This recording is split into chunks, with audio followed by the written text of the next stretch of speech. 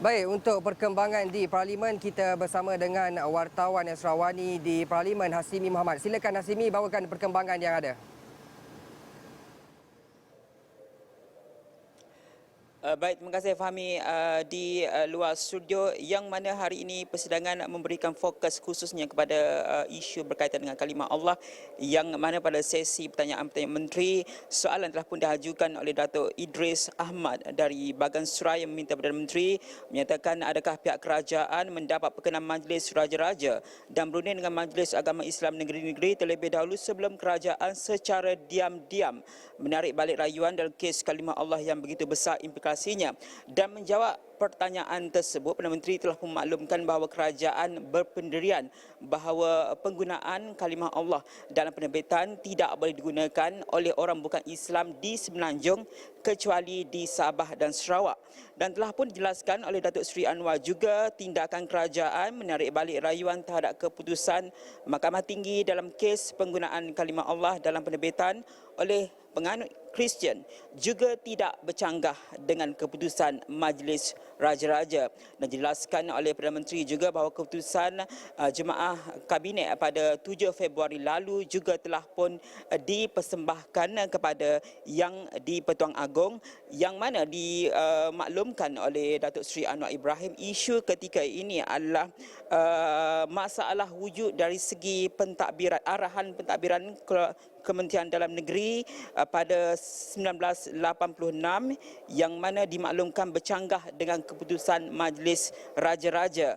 Dan beliau turut menolak dakwaan bahawa keputusan dibuat oleh kerajaan untuk menarik rayuan berhubung penggunaan kalimah Allah itu dalam penggunaan atau penerbitan agama Kristian akan disalahgunakan oleh orang bukan Islam. Dan turut dimaklumkan oleh Perdana Menteri bahawa usaha ketiga ini adalah untuk memperkemaskan berkaitan dengan pencanggahan isu kalimah Allah yang mana telah pun dimaklumkan yang di-Pertuan Agong telah pun perkenankan supaya kertas cadangan jemaah menteri dibentangkan pada mesyuarat Majlis Raja-Raja yang dijadual pada Julai ini. Kita dengarkan apa yang dikatakan oleh Perdana Menteri berhubung isu kalimah Allah.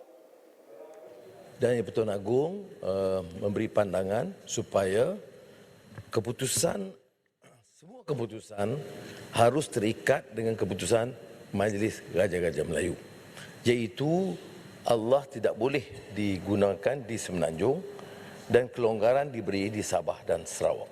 Bila keputusan Jemaah Menteri pada 7 Februari memperaku apa yang disebut oleh Yang-Pertuan Agong, Peguam Negara setelah meneliti kes Lili melihat kes ini khusus dari segi pentadbiran tidak melibatkan Allah kerana keputusan peraturan KDN, iaitu bersabit dengan dokumen dan tip oleh Lili.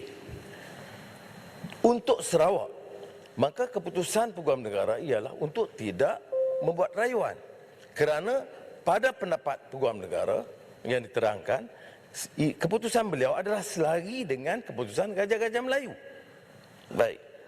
Dan keputusan ini juga sama dengan keputusan yang tidak dirubah selama ini, terutama 86 dan bahkan sebelumnya juga. Tetapi yang 1986 itu jelas, iaitu keputusan yang dibuat oleh Majlis Raja-Raja Melayu dan arahan pentadbiran. Dalam pada itu usaha ketika ini adalah sedang dilakukan untuk memperkemaskan sebarang kekeliruan berkenaan dengan isu penggunaan kalimah Allah ini, semana dimaklumkan oleh Perdana Menteri bahawa peraturan lama akan dipinda berkait dengan isu kalimah Allah. Dan kita dengarkan penjelasan ini di Dewan Rakyat sebentar tadi.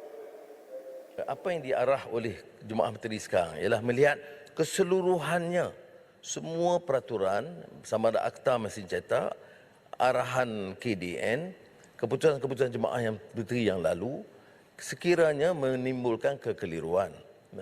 Jadi apa yang kita lakukan sekarang ialah memperkemaskan. Nah, inilah yang saya kemukakan kepada Kebahdulian Yang Mulia Yang di-Pertuan Agong yang kemudian baginda perkenankan, iaitu ambil semua peraturan-peraturan yang lama, sebahagiannya harus dipindah, sebahagiannya harus dibatalkan Tetapi yang penting apa? Hari ini kerajaan sekarang memutuskan supaya tunduk sepenuhnya kepada keputusan raja-raja supaya tidak ada kekeliruan dan kekhilafan.